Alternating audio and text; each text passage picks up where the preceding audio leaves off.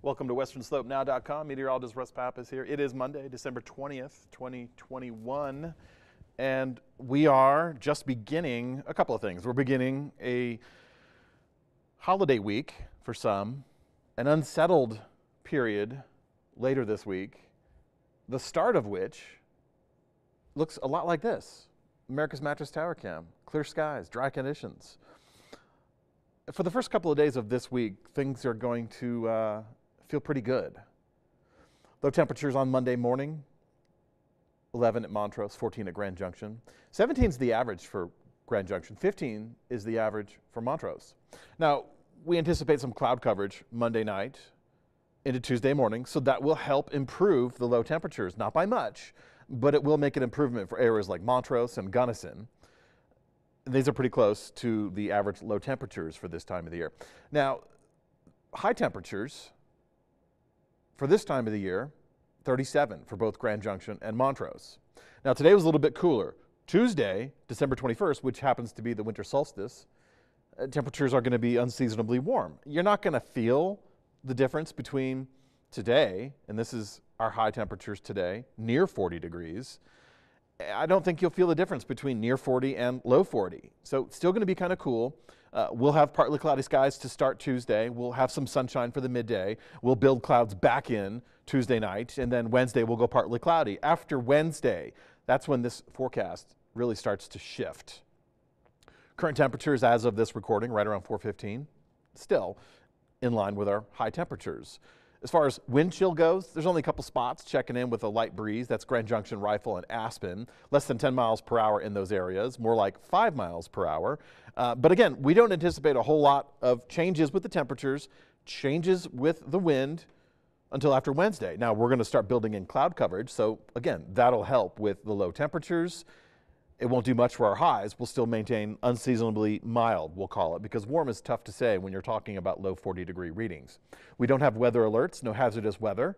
We do anticipate winter weather advisories and winter storm warnings for late this week for the mountain zones. And in particular, we'll be looking at, or we'll be looking for, the San Juans and the Western Slope Mountains, Sunlight, Pitkin County, Gunnison County, Mesa County.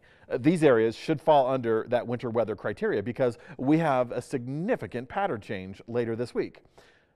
Not Monday, not Tuesday, and still fairly dry on Wednesday, all because of a ridge of high pressure that's going to build in and remain in place through Wednesday. And we'll be dealing with increasing cloud coverage, light to calm winds, dry conditions, mild temperatures. Now, what we have brewing in the Alaskan, Gulf of Alaska, Pacific Northwest, Eastern Pacific region is one of 3 or 4, so a series of low pressure systems that are being driven into the Pacific Northwest. Now, each one of these low pressure systems will have a cold front, so we expect reinforcing shot of cold air. But as we head into our first round of weather, which is Thursday night for the mountains, snow, Friday, valleys, rain, because we're going to be too mild. Even Saturday, December 25th, our temperatures are going to be fairly mild during the day, and that would mostly support rain showers. Now, between midnight and noon, we have our coldest temperatures, so we'll expect that rain to transition to a rain-snow mix, and we could possibly see some snow in the lower valleys Friday morning and Saturday morning. So that puts us at least with a chance of having snow on the ground for December 24th and December 25th, which is meaningful for a lot of people. Again, first system coming through starts to impact the southern mountains first, the San Juans, as early as Thursday night, early Friday morning. And the Western Slope Mountains as well, Friday morning, Friday afternoon, Friday night. So with the temperatures in this profile being too mild in the lower elevations, I suspect we're going to be dealing with rain showers, and we'll have chances of a rain-snow mix crossover. Now, this is just one in a series of low-pressure systems that's being forced through the region by a rather large ridge of high pressure in the Pacific Ocean. So that's pushing these storms into the Gulf of Alaska and then down through the Pacific Northwest and then across the western portions of the United States, the mountain zones. Each one of these will have a cold front. Each one of these will subsequently help break down our mild temperature pattern and introduce colder temperatures. It's going to be tough to get those colder temperatures through here, but this is going to be an anomalously large amount of moisture. These are going to be moisture-packed storms that are going to sweep through the region. Now, the way things have been trending, I've noticed, I've been forecasting these events about 1,000 feet lower than what they actually are. These are atmospheric river events, so that is a large swath of Pacific moisture riding in with these storm systems. You've heard it before, a couple decades ago, as known as a Pineapple Express. So these are going to have a lot of moisture, and as it turns out, my forecast has been about 1,000 feet lower than it should be.